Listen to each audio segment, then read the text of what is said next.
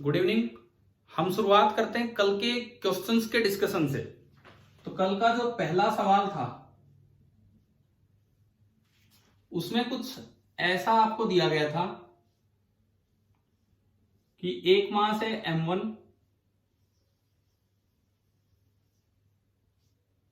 एक मास है m2 और अभी ये रेस्ट पे है और इस पे ना इधर की तरफ एक फोर्स लगाना, एक कांस्टेंट फोर्स लगाना स्टार्ट कर दिया और आपसे पूछा था कि x मैक्सिमम कितना होगा, मैक्सिमम इलोंगेशन कितना होगा। मैं आंसर इसका दे चुका था आपको। तो जिन बच्चों से भी ये सॉल्व हुआ, देखो एक दो बच्चों ने सॉल्यूशन भी भेजा था मेरे पास, मैंने देखा नहीं, मैं खुद थोड़ा बिजी था, इस वजह से मैं ध्यान नहीं दे पाया। बस आप मुझे ये बताओ, आपने ग्राउंड फ्रेम में सोल्व किया कि सेंटर ऑफ मास फ्रेम में? हाँ जी बोलिए, जवाब दीजिए। ग्राउंड फ्रेम में कि सेंटर ऑफ मास फ्रेम में, किस फ्रेम में सोल्व किया था? चलो मैं दोनों तरीके से आपको बताता हूं सॉल्यूशन। मान लीजिए मैं इसे सोल्व करूं ग्राउंड के फ्रेम में, क्योंकि यार ऐसा है ना, जब पेपर में क्वेश्चन आएगा तो हमें क्या पता लगेगा कि ये सेंटर ऑफ मास का सवाल है। मेरे लिए तो ये सवाल वर्क एनर्जी का क्वेश्चन है। कभी भी ऐसा क्वेश्चन आता है हमें लगता है कि वर्क एनर्जी का क्वेश्चन है, दिमाग में आया है ना आए सेंटर ऑफ मास का कॉन्सेप्ट, तो हमें ग्राउंड फ्रेम में भी ये सोल्व करना आना चाहिए। अब मान लो ग्राउंड फ्रेम में करें तो कैसे, किसी इंस्टेंट टी की बात करता हूं, मान लो eight an instant T,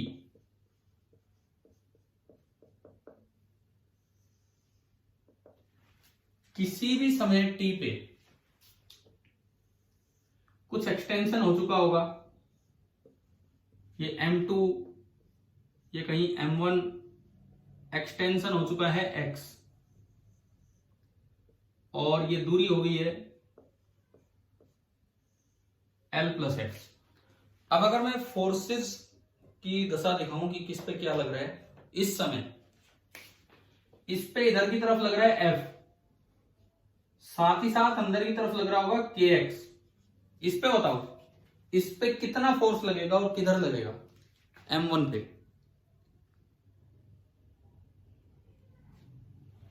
m1 पे अगर आप देखते हैं तो m1 पे kx ही फोर्स लगेगा और इधर लगेगा। एक बार बताओ ये ब्लू कलर से फोर्सेस समझ आ गए, दिख गए फोर्सेस कैसे बनाए?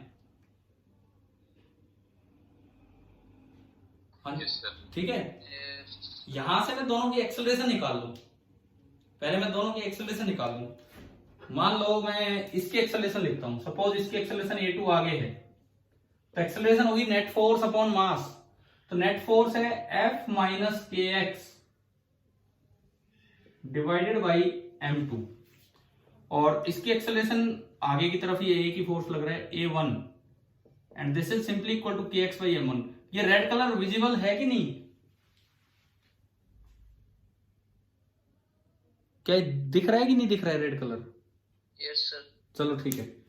तो ये मैंने दोनों एक्सेलरेशंस लिख दी विद रेस्पेक्ट टू ग्राउंड के फ्रेम में। अब हमें पता है कि मैक्सिमम एक्सेलरेशन की जब हम बात करते हैं, फिर दोबारा बोलता हूं, मैक्सिमम इलोंगेशन की जब बात करते हैं, मैक्सिमम इलोंगेशन किस वक्त होता है? जब दोनों की स्पीड क्या हो जाए? कॉमन।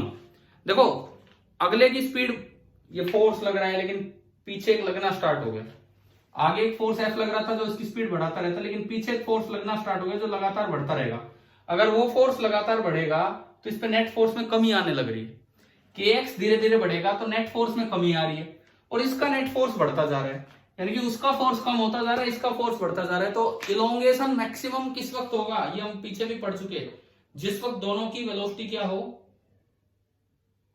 कॉमन हो, है ना। कॉमन मतलब सेम हो जाए, जिस वक्त दोनों की, यानी कि एक चीज ऐसे सवालों में हम याद रखें कि फॉर x मैक्सिमम जो v रिलेटिव होता है दोनों का, वो जिस समय जीरो होगा, जब v रिलेटिव जीरो होगा तो x अपने आप मैक्सिमम हो जाएगा।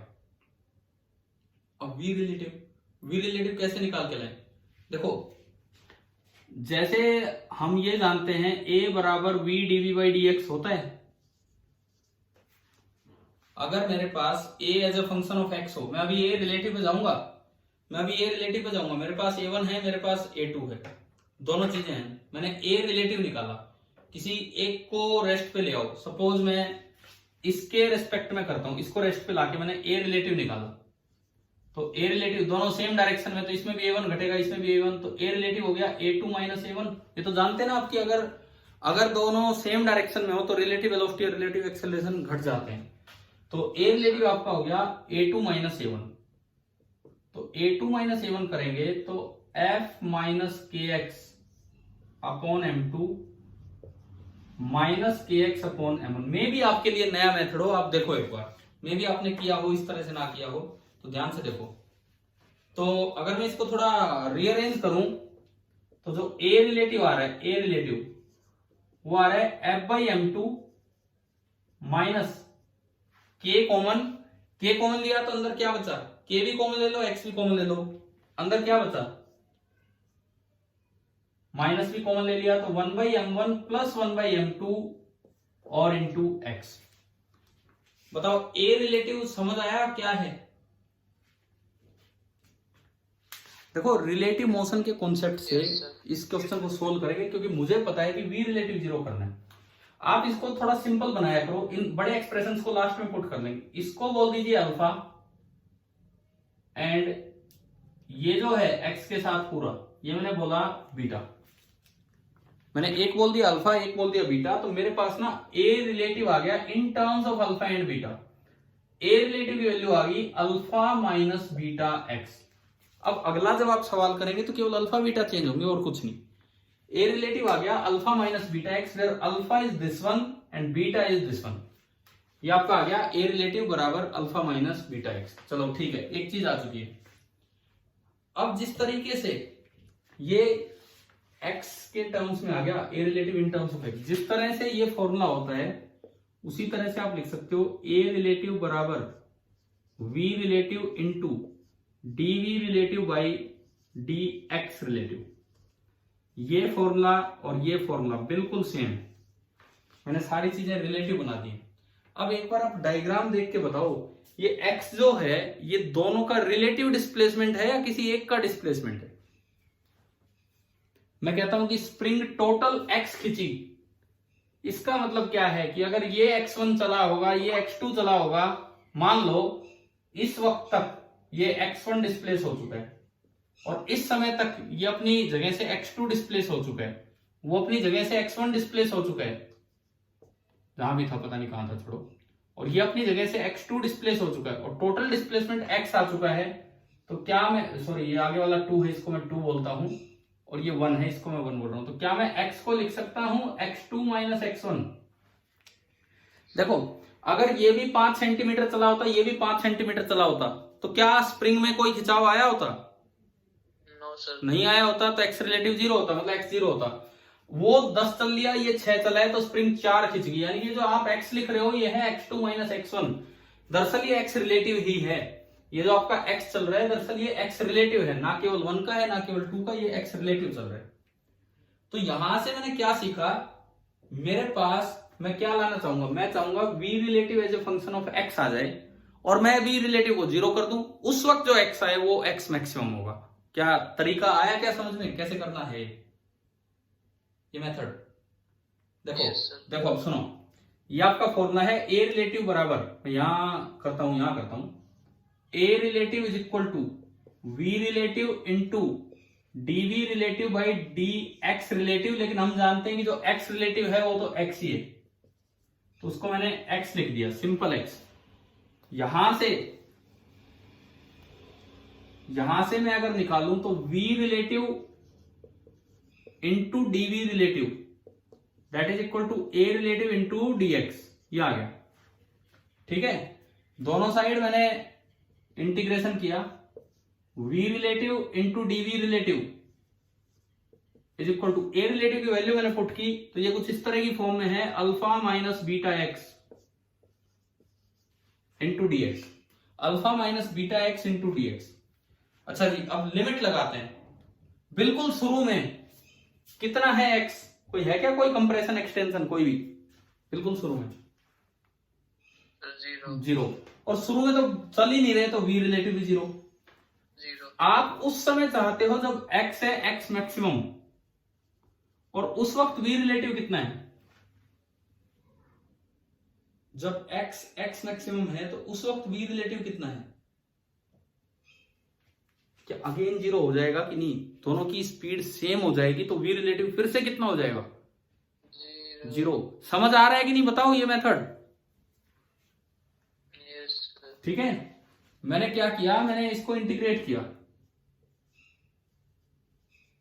v relative square by 2, zero से जीरो होते तो खत्म ही हो जाना है। इधर देखो, alpha into x minus beta into x square by 2, और लिमिट लगी जीरो से एक्स मैक्स, और ये भी लिमिट लगी जीरो टू एक्स मैक्स। अब बताओ क्या ये पूरा कटपिट के जीरो आ गया कि नहीं? इधर भाई जीरो माइनस जीरो, खत्म। कहां करूं? चलो यहां लिखते हैं, जगह नहीं मिल रही। तो जीरो बराबर, इधर देखो, alpha into x maximum minus beta into x max square upon 2। X max एक कट जाएगा, बचा हुआ एक्स मैक्स कितना निकल के आएगा? Twice of alpha upon beta. ये आपका एक्स मैक्स का आंसर आ गया 2 अल्फा अपॉन बीटा। पहले बताओ ये क्लियर हुआ? यहां तक समझ आया? ग्राउंड फ्रेम में मैंने करवाया, कोई सेंटर मास का मैंने तो यूज ही नहीं किया कहीं। बताओ यहां तक समझ में आया कि नहीं आया? अब आप आंसर मैच करो भाई, सभी बच्चे एक बार आंसर मैच कीजिए, क्या कल वाला आंसर आ रहा है? देखो ये रखे अल्फा और बीटा, ये रखे अल्फा और बीटा, आप अपना आंसर मैच कीजिए। अल्फा कितना है? f/m2, अल्फा है f/m2, और बीटा कितना है? k तो बाहर है, एलसीएम लिया m1 m2, और ऊपर आएगा m1 प्लस m2। आप इसमें रखो 2 अल्फा बाई बीटा में, जब आप इसमें रखेंगे 2 अल्फा बाई बीटा में, तो 2 times alpha is f/m2 upon beta is k m1 plus m2, और ऊपर गया m1 m2 से m2 कैंसिल। एक बार आप मैच करो ना, क्या कल ये आंसर दिया था आपको? Yes sir. तो ये देखो, ग्राउंड के रेस्पेक्ट में बिना सेंटर ऑफ मास का यूज किए कैसे सवाल करने चाहिए। वी रिलेटिव का इस्तेमाल कीजिए, और हमें पता है मैक्सिमम इलोंगेशन तब होगा जब दोनों की स्पीड कॉमन हो जाएगी, सेम हो जाएगी। तो वी रिलेटिव जीरो करके हमने देखा, और ये जो हम एक्स बोलते हैं एक्सटेंशन, ये एक्स रिलेटिव है दोनों का। एक बार बता दीजिए क्या ये पहला मेथड, क्या ये क्लियर हुआ सभी को?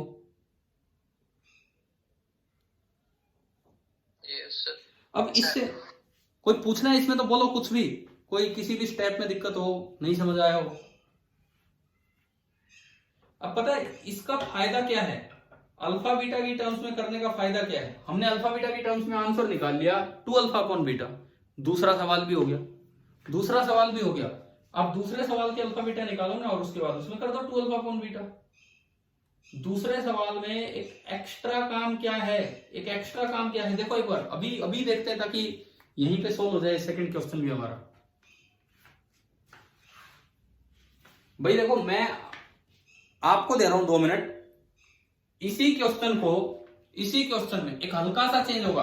A2 में कोई बदलाव नहीं होगा, बस A1 में बदलाव होगा आगे की तरफ। इस दूसरा वाला जो सवाल था हमारा, कल का जो दूसरा क्वेश्चन था, क्या उसमें ऐसा था कि इधर एक फोर्स F1 लगा दिया और उधर एक force F2? Yes sir.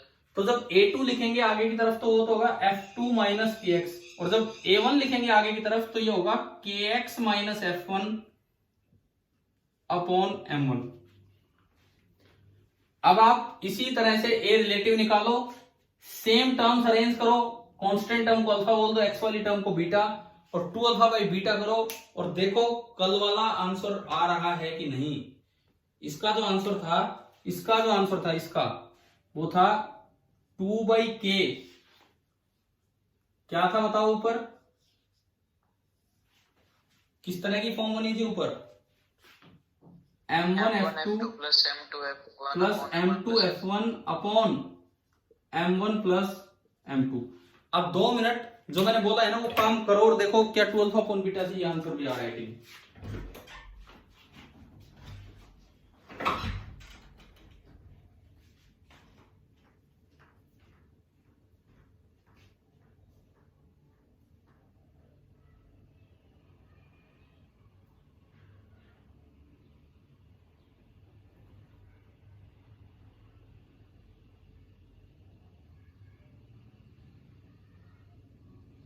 Yes sir.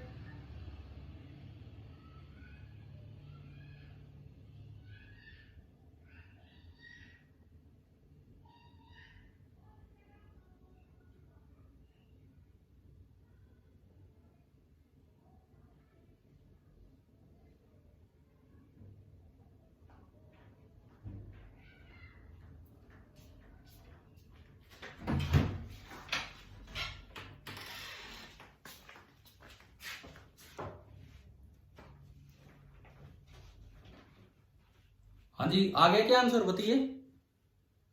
Yes sir. Means आपको बिना centre of mass ground frame में कैसे इस तरह के क्वेश्चंस करने हैं, समझ आ गए। Yes sir. ठीक है, अब आपने जब कल मुझे करके भेजा होगा, मैंने देखा नहीं, बस मैंने वैसे ऊपर ऊपर से बस बोल दिया था हाँ ठीक है चलो अच्छा है, क्योंकि आपके आंसर आ गए थे तो आपने सही किया होगा। आपने ग्राउंड फ्रेम में किया था कि आपने सेंटर ऑफ मास फ्रेम में,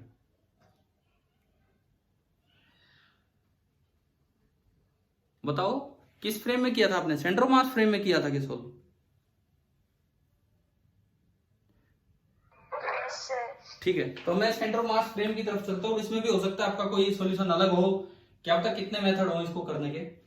चलो यही जो दो सवाल हैं अभी हमने देखे ग्राउंड फ्रेम से। अब एक बार कोशिश करते हैं सेंटर मास। अगर देखो करने आ जाए जब तो ये ग्राउंड फ्रेम में भी कोई मुश्किल नहीं है। क्या ये समझ आ गया आपको ग्राउंड फ्रेम में? तो इसका मतलब मुश्किल नहीं है, बस उसको रिलेटिव की तरह देखना था और तुरंत हो जाते हैं, कोई ऐसी बात नहीं है। बल्कि हो सकता है सेंटर मास फ्रेम में बड़े बन जाए। तो मैं बस एक ही करवा देता हूँ, ये बाद वाला ही। वो दूसरा जो पहला सवाल है वो तो इसका स्पेशल केस ही तो है। आप F1 0 कर दो और F2 को F कर दो तो क्या पहला हो जाएगा कि नहीं? ठीक है, मैं केवल एक सेंटर ऑफ मास फ्रेम में केवल एक करवा देता हूं, बाद वाला सवाल, दूसरा सवाल।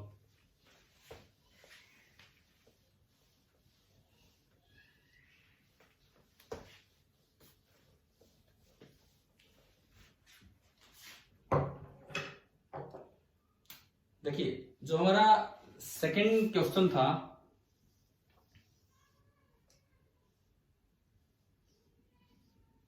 ये था मास M1,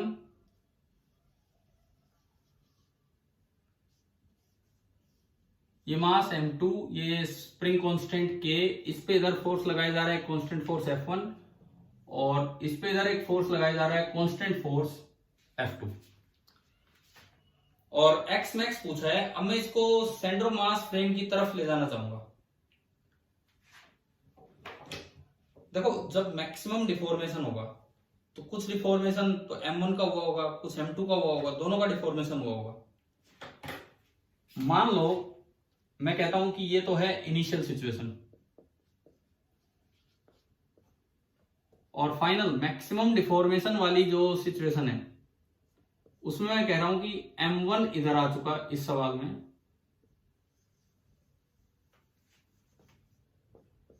और M2 यहां आ चुका है और हमने कहा कि भाई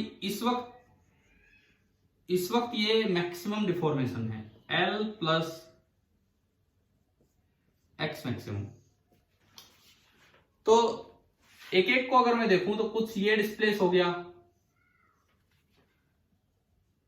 और कुछ ये डिस्प्लेस हो गया, दोनों का थोड़ा थोड़ा डिस्प्लेसमेंट हो चुका है। मान लो मैं इसको नाम दूं, क्या नाम दूं, डेल्टा X1 और ये डेल्टा X2। ये मैंने इस तरह से लिखे। वैसे डेल्टा X1 नेगेटिव होगा अगर मैं आगे वाली डायरेक्शन को पॉजिटिव मान रहा हूं। अगर मैं आगे वाली डायरेक्शन को पॉजिटिव मान रहा हूं तो ये जो डेल्टा X1 है नेगेटिव होगा। ठीक है, ये तो इसका मोड है, मोड ऑफ डेल्टा X1। ये हमने माने, और वो है मोड ऑफ डेल्टा x2। तो एक चीज तो हमें इस डायग्राम से क्लियर हो रही है कि जो x मैक्सिमम है that is mode of delta x1 plus mode of delta x2। पहली बात तो ये बताओ, क्या ये डायग्राम से ये बात आपको समझ आ रही है? ठीक है, ये तो बात आपको समझ आएगी होगी क्या है क्या नहीं है। अच्छा, अब इसके बाद सुनो, एक्सियम का फॉर्मूला होता है m1x1 plus m2x2 divided by m1 plus m2। तो हमने ऐसा भी फॉर्मूला पढ़ा है कि डेल्टा एक्सियम जो होगा, delta axiom m1 into delta x1 plus m2 into delta x2 divided by m1 plus m2। शायद आप सभी जानते हैं, ये वाला फॉर्मूला हम यूज भी कर चुके हैं। बोलते रहो, कुछ हाथ भरते रहो, मुझे लगे कि आप सीख रहे हो। ये फॉर्मूला प्रूव कर चुके हैं ना हम, पहले भी यूज भी कर चुके हैं। अब आप ये बताओ, अगर मैं सेंटर ऑफ मास को फ्रेम बना दूं तो क्या सेंटर ऑफ मास चलेगा या रेस्ट पे है? अगर मैं सेंटर ऑफ मास को फ्रेम बना दूं तो उसके रेस्पेक्ट में खुद सेंटर ऑफ मास चलेगा या रेस्ट पे है? बताओ। अगर मैंने सेंटर ऑफ मास को फ्रेम बना दिया तो सेंटर ऑफ मास चलेगा या सेंटर ऑफ मास रेस्ट पे है सेंटर ऑफ मास के फ्रेम में? जवाब दो। अगर मैंने सेंटर ऑफ मास को फ्रेम मान लिया तो सेंटर ऑफ मास रेस्ट पे हो जाएगा या सेंटर ऑफ मास मोशन में रहेगा? सर रेस्ट पे। अगर सेंटर ऑफ मास फ्रेम पे है, इस फ्रेम है, इसका मतलब सेंटर ऑफ मास आपने रेस्ट पे कर दिया है। आप उसके नजरिए से देख रहे हो, यानी कि डेल्टा एक्सियम आपका 0 हो जाना है। सेंटर ऑफ मास रेस्ट पे करने का मतलब है कि डेल्टा एक्सियम आपका 0 हो जाना है, क्योंकि वो तो चल ही नहीं रहा। इसका मतलब आपकी ये चीज 0 हो जाएगी, ये चीज 0, तो m1 प्लस m2 तो 0 हो नहीं सकता। तो इसका ये मतलब हुआ कि हमें एक इक्वेशन मिली m1 into delta x1 plus m2 into delta x2 and this is equal to 0। आप बताओ, क्या ये इक्वेशन समझ आ गई? क्या लिखी हमने? सेंटर ऑफ मास के फ्रेम में ये इक्वेशन बनी। ठीक है, अरे क्लियर है यहां तक? अब देखो, इससे, इस इक्वेशन से आपको x मैक्स की टर्म्स में ये भी पता लग जाएगा और ये भी पता लग जाएगा। कैसे? सुनो, मान लो ये जो चला है, ये जो चला है वो x1 चला है, और वो जो चला है वो x2 चला है, और आगे वाली डायरेक्शन मैंने पॉजिटिव मानी। तो इसका मतलब ये है कि डेल्टा x2 तो x2 है आपका, जो ये चला हुआ मान है, और जो डेल्टा x1 है वो आपका होगा माइनस x1, क्योंकि वो पीछे चला है, इसीलिए मोड़ लगा रखा है। एक बार बता दो, ये स्टेप आ गया समझ कि मैंने ये दूरी x2 मानी, ये दूरी x1, तो change in the position of m1 delta x1 वो तो होगा माइनस x1, और दूसरे की पोजीशन में चेंज होगा x2। मैंने दोनों चीजें यहां पुट की, यहां पे, तो m1 into delta x1 is minus x1, तो माइनस के साथ आएगा, plus m2 into x2 is equal to 0। और यहां से मुझे एक बात समझ में आ रही है कि m1 x1 is equal to m2 x2, और you can say x1 by x2 is equal to m2 by m1। x1 by x2 is equal to m2 by m1। आप बताओ, क्या ये बात क्लियर होगी? इनवर्स रेशियो में है ये, ठीक है। और टोटल है x मैक्स, दो चीजों का सम है x मैक्स, दो चीजों का सम, इसका और इसका सम है x मैक्स, यानी कि x1 plus x2 is x max and x1 is to x2 that is m2 is to m1। तो क्या आप डिवाइड नहीं कर सकते या कर सकते हो? रेशियो पता हो, सम पता हो तो करना आता है। Late x1 is m2t, late x2 is m1t, दोनों का सम इसमें रखा, तो m1t plus m2t is x max, तो t आ गया x max upon m1 plus m2। क्या कह रहे हो? थोड़ा क्लियर नहीं आ रहा। क्लियर आवाज नहीं आ रही, वीडियो नहीं आ रहा? वीडियो यार आज ब्रॉडबैंड सप्लाई नहीं आ रही। Yes sir. आज एक्चुअली मैं बताता हूँ, ब्रॉडबैंड सप्लाई नहीं आ रही ना, मेरे फोन में नेटवर्क आ रहा है, मैं दूसरे फोन से ये चला रहा हूँ, ब्रॉडबैंड सप्लाई नहीं आ रही यार। नहीं अरे ब्रॉडबैंड क्या आज बंद है क्या? नेटवर्क बंद है क्या आज ब्रॉडबैंड का, बीएसएनएल का? नहीं सर, बीएसएनएल वाला तो बंद लगता है। हाँ हाँ, मैं भी उसी से, मैंने बड़ी मुश्किल से किसी और कनेक्शन के थ्रू स्टार्ट किया है, तो मोबाइल डाटा है कोई उससे चल रहा है, तो बहुत अच्छा कनेक्शन आज नहीं है मेरे पास।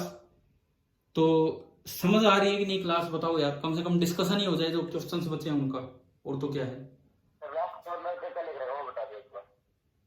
लास्ट में क्या लिखा है वो, ये -m1x + m2x = 0 किसके बाद में सर? -m1x1 + m, यहां से x1/x2 का रेशियो निकाल लिया, यहां से मैंने x1/x2 का रेशियो निकाल लिया, तो x1/x2 आया m2/m1। देखो आप, x1/x2 आ गया m2/m1, एक बार देखिए आया कि नहीं आया। आ रहा है? हाँ जी बोलो, x1/x2 आ गया m2/m1। Yes sir. ठीक है, अब सुनो, आपको यह भी पता है कि x1 और x2 का सम मिलके x मैक्स है, और x1 और x2 का रेशियो है m2:m1।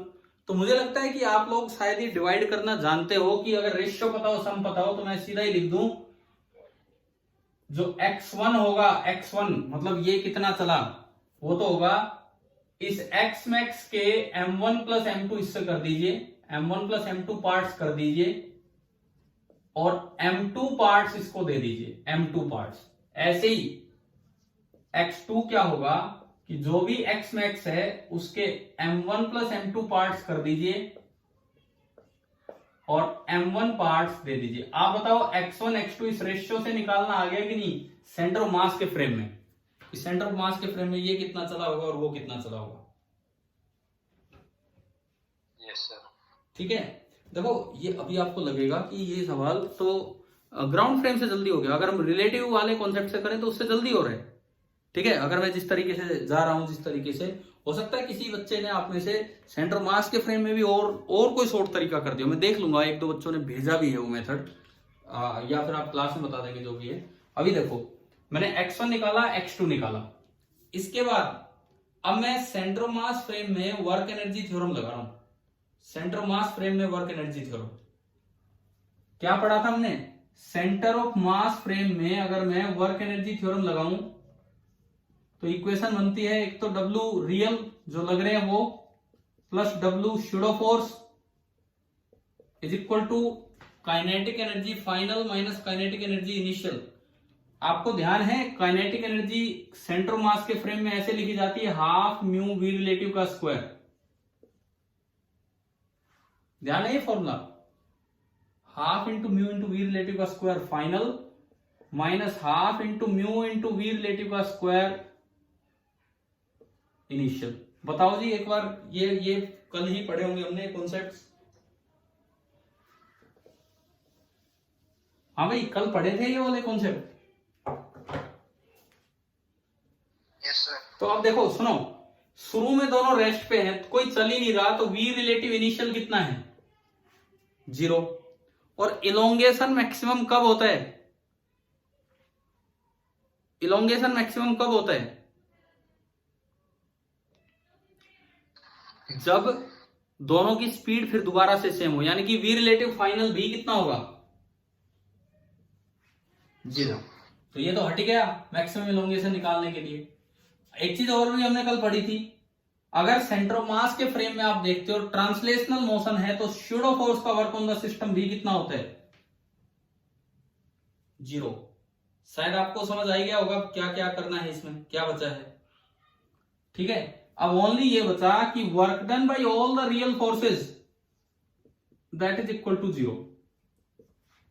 अब रियल फोर्स में कौन कौन से फोर्स हैं, किन किन का वर्क है भाई? एक तो F1 का है, एक F2 का है, और एक स्प्रिंग का है। तो देखो, work done by F1 plus work done by F2 plus work done by spring force, और ये सारा आया 0। मेथड दोनों अच्छे हैं, दोनों इंपॉर्टेंट है, पिछला बल्कि ज्यादा आसान है, लेकिन फिर भी आपको ये लगाना आना चाहिए। बताओ, यहां तक इक्वेशन शायद आपको समझ आई चुकी होगी। इससे आगे मैं वर्क लिखूं, F1 के कारण M1 का डिस्प्लेसमेंट कितना हुआ है? कांस्टेंट फोर्स था, कितना हुआ है? इसको मैंने x1 बोला था, ये जो डिस्प्लेसमेंट हुआ है इसी को तो मैंने x1 बोला था इधर, और ये जो डिस्प्लेसमेंट है उसको x2। F1 इधर लग रहा है, डिस्प्लेसमेंट भी इधर है, तो वर्क डन बाई F1 बताएंगे भाई कितना है? F1 into x1 into cos 0, constant force का वर्क कैसे निकाला जाता है, समझ आ गया? F1 का work plus work done by F2, F2 का work F2 into x2 into cos 0, ये भी क्योंकि दोनों उधर है, F2 भी उधर x2 भी उधर, ये भी हो गया, प्लस स्प्रिंग फोर्स का वर्क, स्प्रिंग एक कंजर्वेटिव फोर्स है, कंजर्वेटिव फोर्स का वर्क हम कैसे लिखते हैं? कंजर्वेटिव फोर्स का वर्क हम कैसे लिखा करते हैं? कंजर्वेटिव फोर्स का वर्क हम कैसे लिखा करते हैं? अरे बोलो। Work done by any conservative force is negative of change in potential energy and this is equal to 0। बताएं भाई क्या इक्वेशन समझ आ गई है?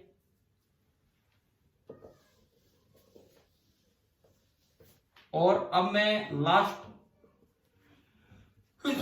वैल्यूज पुट कर रहे हैं ताकि ये सोल्व हो जाए बस।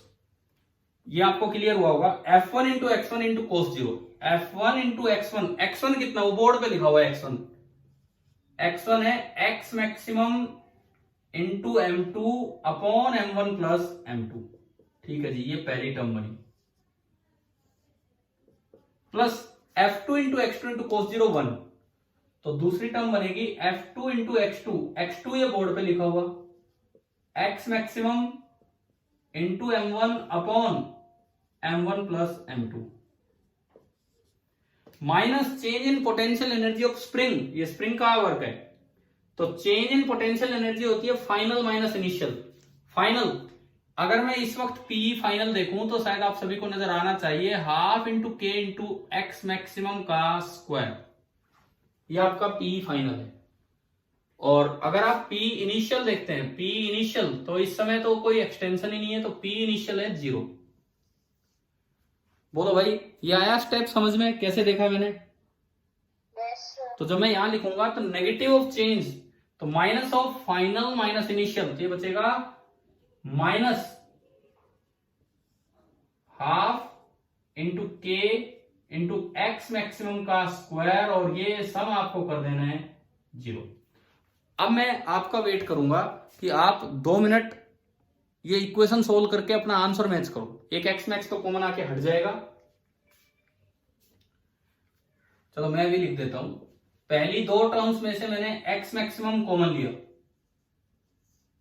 अंदर बचा m2 f1 plus m1 f2, और नीचे बचा m1 प्लस m2, और दूसरी टर्म को उधर ले गया प्लस का, उनके हो गया हाफ इंटू के इंटू एक्स मैक्सिमम का स्क्वायर, स्क्वायर से ये हट गया, 2 को ऊपर उठा लाओ, के को नीचे ले जाओ, तो बताओ क्या आंसर मैच हो गया? जो आंसर पहले आ रहा था वही।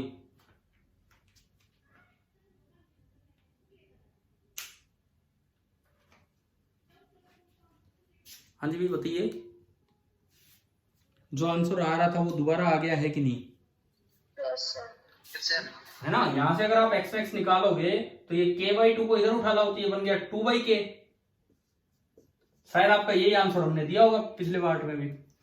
तो चलो ठीक है, हमने सेंटर ऑफ मास के फ्रेम में भी किया और हमने ग्राउंड फ्रेम में भी किया। सेंटर ऑफ मास में स्पेशली मैंने वर्क एनर्जी थ्योरम लगानी सिखाई कि कैसे लगाते हैं। कौन सा आसान है, कौन सा पार्ट जल्दी हो रहा था वैसे, कौन सा तरीका? सेंटर ऑफ मास वाला आसान है या ग्राउंड फ्रेम वाला आसान है?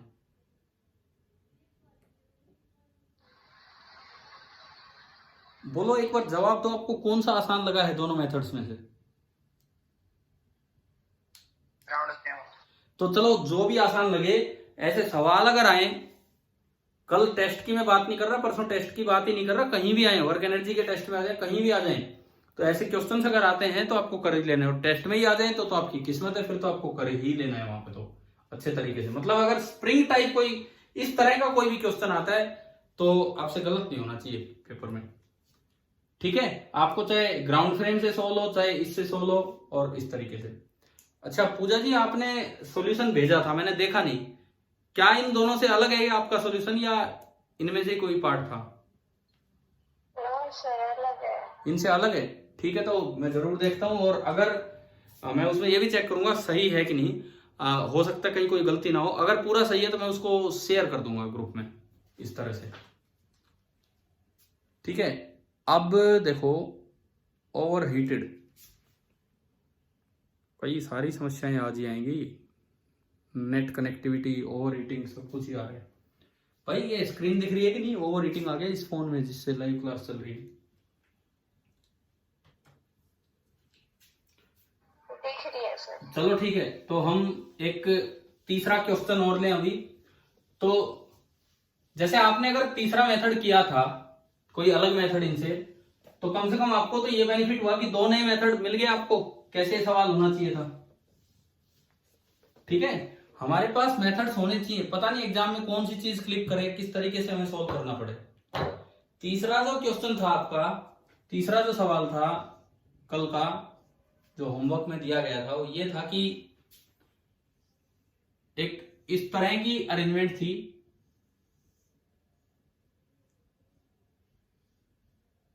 यहां पे मास था स्मॉल एम, ये मास था कैपिटल एम, सब कुछ स्मूथ था। और यहां पे एक स्प्रिंग थी। ये था आपका सवाल, और इसको रिलीज किया गया था, और ये पूछा गया था कि find the maximum compression of the spring. इसका स्प्रिंग कांस्टेंट के है। सिस्टम यहां से रिलीज किया गया, सब कुछ फ्री है चलने के लिए। आपको बताना है कि find the maximum compression in the spring. थोड़ा आइडिया मैंने दिया था पिछले दिन कि आपको कैसे सवाल करना है, अगर उस आइडिया पे आप रहे हो तो। हाँ भाई, किस किस का आंसर आ गया? ये जो कल आंसर भी दिया था मैंने, किस किस का आ गया?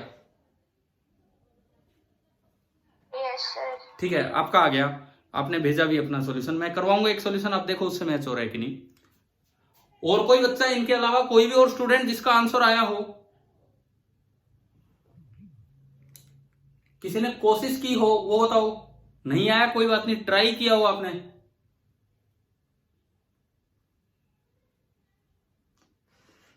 भाई बोला करो, ऐसे थोड़ी होता है। यस सर, नो सर, दो ही तो जवाब होते हैं।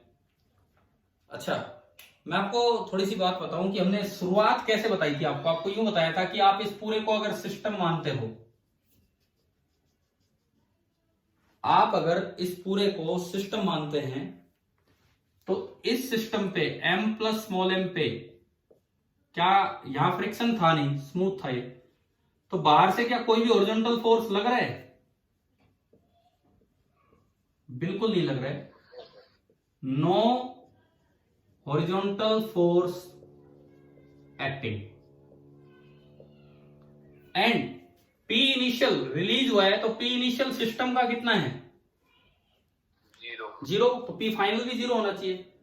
अच्छा देखो, ये ब्लॉक, ये बड़े वाला जो है, ये क्या है? ये ब्लॉक है, वेज है, जो भी है, स्लेज है, स्लेज भी बोल देते हैं। ये इधर चलेगा और वो आगे, तो थोड़ी देर में ये ऐसा होगा, ऐसा इधर आ रहा होगा।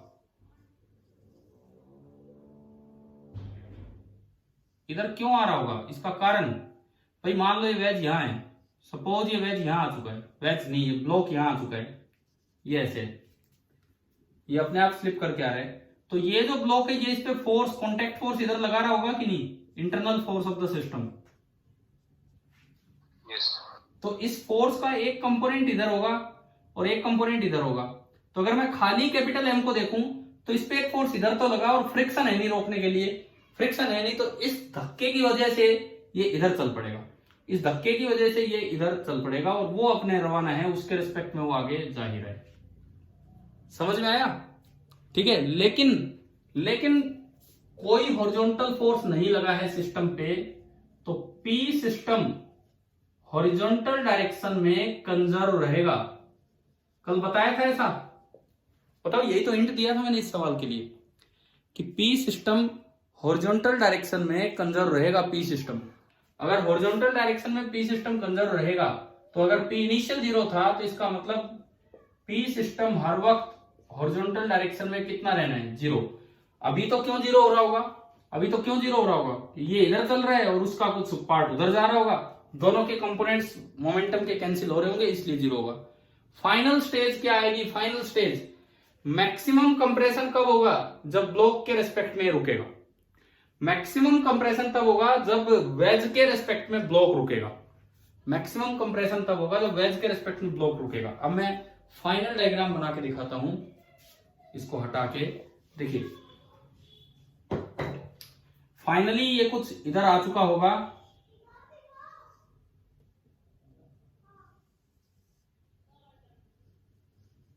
देखो, कंप्रेशन विल बी मैक्सिमम,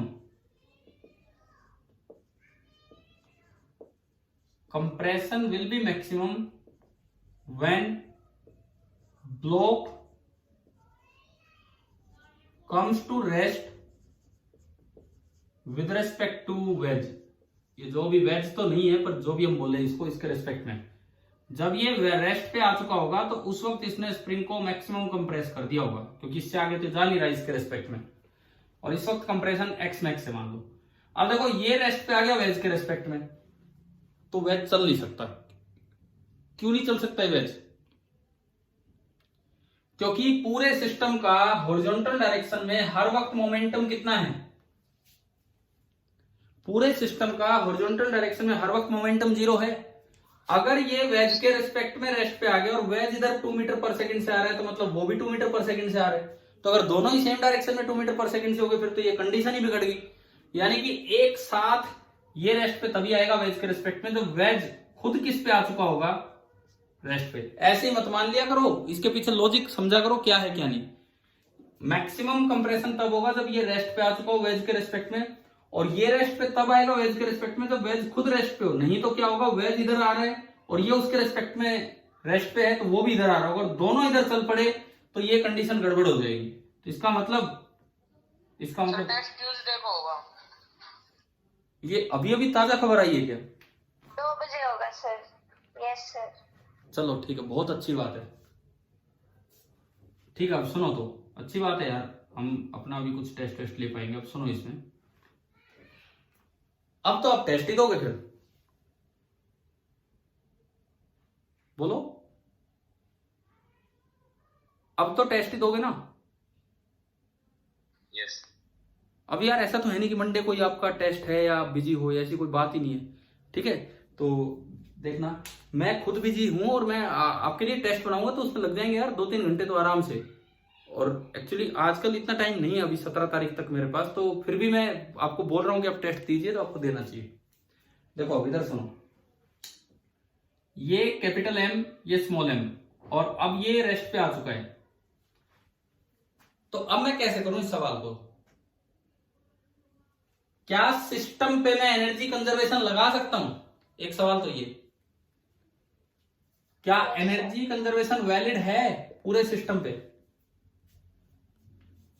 कहीं कोई नॉन कंजर्वेटिव फोर्स वर्क नहीं कर रहा है। देखो दोनों का वेट वो कंजर्वेटिव, स्प्रिंग फोर्स वो कंजर्वेटिव, नॉर्मल वर्क नहीं कर रहा, इसका आपस का नॉर्मल वर्क नहीं कर रहा, क्योंकि वो इसके डिस्प्लेसमेंट के परपेंडिकुलर। तो कहीं कोई इस तरह का फोर्स बन नहीं पा रहा है, तो आप एनर्जी कंजर्वेशन यहां पे लगा पाएंगे कि नहीं बताओ? फ्रिक्शन नहीं है, इस तरह की सिचुएशन है, इसलिए पूछ रहा हूं।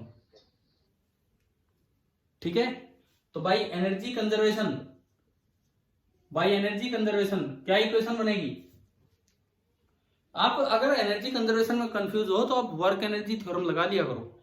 आप एक काम किया करो, अगर इसमें कुछ भी कंफ्यूजन हो, लो भाई हमें चेक करना पड़ता है, कोई बात ही नहीं है, हम वर्क एनर्जी थ्योरम लगा देंगे। तो उसके लिए मुझे काइनेटिक एनर्जी इनिशियल चाहिए, kinetic energy final. Kinetic energy initial कितनी है सिस्टम की? इसको रिलीज किया तो कितनी है? 0।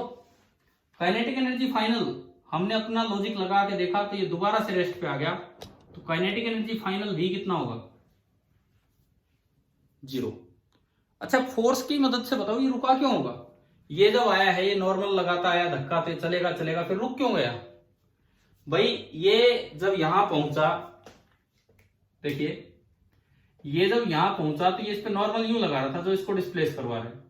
जब ये सीधा होगा तो नॉर्मल बंद हो जाएगा डिस्प्लेस करवाना, लेकिन फिर स्पीड तो आ चुकी, फिर ये रुका क्यों? कौन सा फोर्स है जो रोक देगा इसको? इस वेज को कौन सा फोर्स रोकेगा?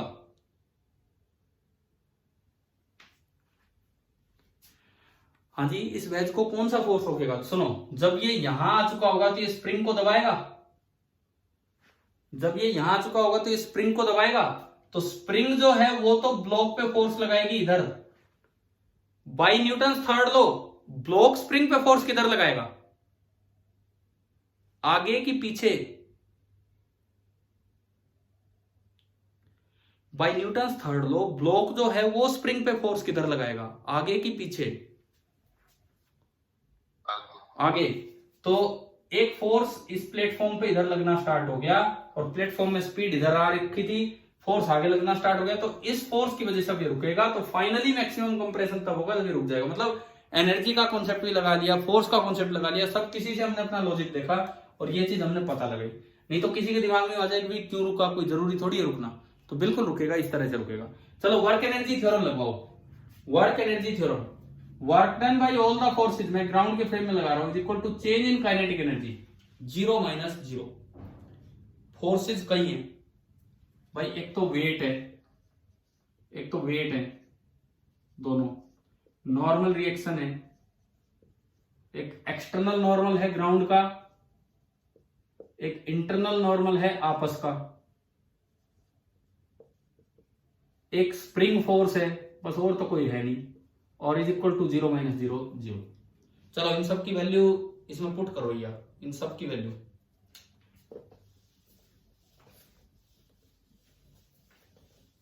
अब लॉजिक वॉजिक हो गया, अब हमें इक्वेशन लगा के सोल्व करना है। वेट कैपिटल एम जो है, कैपिटल एम वो वेज जिसको मैंने बोला है, वो तो सीधा सीधा चला है, वेट उसका नीचे लगा और उसका डिस्प्लेसमेंट ऐसे हुआ है, तो उसके वेट का वर्क कितना होगा वेज पे? 0। लेकिन स्मॉल एम उतर के आया है, स्मॉल एम उतर के आया है, यानी कि कैपिटल एम वाला वेट का वर्क तो 0 पर स्मॉल एम ने वर्क किया है, तो work done by capital M G system पे 0 होगा। Work done by small m g, conservative का वर्क तो हम बड़े अच्छे से जानते हैं, negative of change in potential energy, यानी कि PE initial minus PE final. Ground level 0 level मान लो, वो शुरू में कितनी हाइट बोली थी भाई डायग्राम में? H height.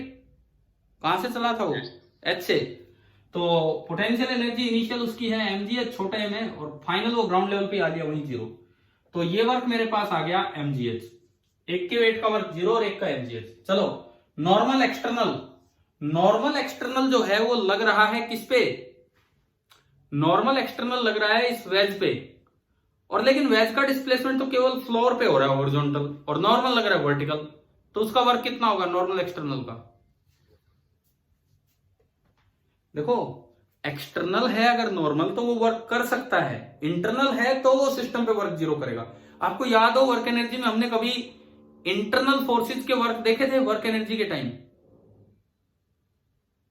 कभी ग्रेविटेशनल का, कभी टेंशन का, कभी नॉर्मल का, कभी फ्रिक्शन का, स्टैटिक का, काइनेटिक का, कई काम करवाए थे, कई रिजल्ट्स बनवाए थे, आपको याद है कि नहीं?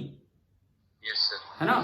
तो मैंने ये कहा था कि अगर नॉर्मल सिस्टम का इंटरनल है तो उसका वर्क 0 होगा सिस्टम पे, लेकिन अगर वो एक्सटर्नल है तो वर्क नॉन 0 भी हो सकता है। परंतु यहां जो नॉर्मल लगेगा वो इस तरह लगेगा वेज पे कि वेज का डिस्प्लेसमेंट हॉरिजॉन्टल नॉर्मल वर्टिकल, तो इसलिए ये वर्क भी कितना होगा? Work done by normal external कितना हो जाएगा? 0। अगली बात आती है work done by normal internal, बोलो जी कितना? पूरे सिस्टम पे वेज प्लस ब्लॉक पे 0, ये रिजल्ट है हमारा 0। अब आता है work done by spring force, फिर से कंजर्वेटिव फोर्स, तो negative of change in EP, यानी कि EP initial minus EP final, EPE initial minus EPE final. Initially तो स्प्रिंग में कोई कंप्रेशन ही नहीं था 0, और फाइनली स्प्रिंग में एक्स मैक्स कंप्रेशन है जो मुझे निकालना है, ये आ गया भाई। सारे के सारे वर्क तैयार बैठे हैं, वर्क एनर्जी थ्योरम लगवाने के लिए सारे के सारे वर्क तैयार बैठे हैं। तो अब आपको ना ये बताना है कि क्या आंसर आएगा। एक बार जस्ट वेरीफाई करते हैं, आंसर तो हमने आपको दे ही रखा था, जस्ट वेरिफिकेशन लेते हैं। यहां से सारी वैल्यूज पुट करें इस इक्वेशन में, डब्ल्यू ऑल बाई mg का तो है mgh 0, mgh 0 0 और माइनस हाफ के एक्स मैक्सिमम का स्क्वायर बराबर दूसरी साइड तो 0 माइनस 0, ये सीधा आ गया। अब बताओ इससे वो आंसर आया कि नहीं जो आपने कल लिया था। यहां से एक्स मैक्सिमम का स्क्वायर तो आएगा 2mgh/k और एक्स मैक्सिमम आएगा 2mgh/k का अंडर रूट। बोलिए क्या ये क्वेश्चन क्लियर हो गया कैसे वर्क एनर्जी थ्योरम से हमने किया? ठीक है। अब देखो सवालों की कोई ऐसी डिस्टिंग्विश हम नहीं कर सकते हैं कि ये इस चैप्टर का है कि उस चैप्टर का है। आप जिस तरीके से करो, मोमेंटम कंजर्वेशन मैंने कहा 20 जगह आता है, खाली मोमेंटम कंजर्वेशन न्यूटन्स लॉ में भी सवाल आ जाते हैं, वर्क एनर्जी में भी आ जाते हैं, तो इस तरह से है। तो अब मुझे लगता है कि अब आपको ना कुछ प्रैक्टिस करनी चाहिए क्योंकि टेस्ट चला गया है ट्यूसडे पे, तो इस वजह से मुझे लग रहा है कि आपने अभी ट्राई नहीं किया है काम, तो आप ये करेंगे तभी तो बात बनेगी। अब देखो स्टेप्स में मैं काम देता हूं, स्टेप्स में काम दूंगा तभी बात बनेगी। सबसे पहले हम लेते हैं ऑब्जेक्टिव, HCV चैप्टर 9 के ऑब्जेक्टिव। सबसे पहला काम ऑब्जेक्टिव फर्स्ट में है 19 सवाल और ऑब्जेक्टिव सेकंड में है 11 सवाल। 19 और 11 30 सवाल हैं, ये 30 क्वेश्चंस। बताओ ये कब तक कर दोगे ये 30 सवाल? आज एक्सरसाइज कर लेंगे सर। चलो आप एक्सरसाइज कर रहे हो तो पहले एक्सरसाइज कर लो, मर्जी है आपकी, जैसे भी आप कर रहे हैं। आज आप एक्सरसाइज कर लेंगे? Yes sir. देखो मैं कल लगाऊंगा क्लास, अब मैं क्लियरली आपको बता देता हूं, कल 1-2 बार क्लासेज होंगी। कल का टारगेट ये है कि पूरा HCV का काम डिस्कस कर लेना हमें, ठीक है। अगर बच गया तो फिर मंडे को वो डिस्कशन ही चलेगा, वैसे भी डिस्कशन ही चलाना है मंडे को, ट्यूसडे को टेस्ट है। मतलब हमारा टारगेट ये है कि संडे प्लस मंडे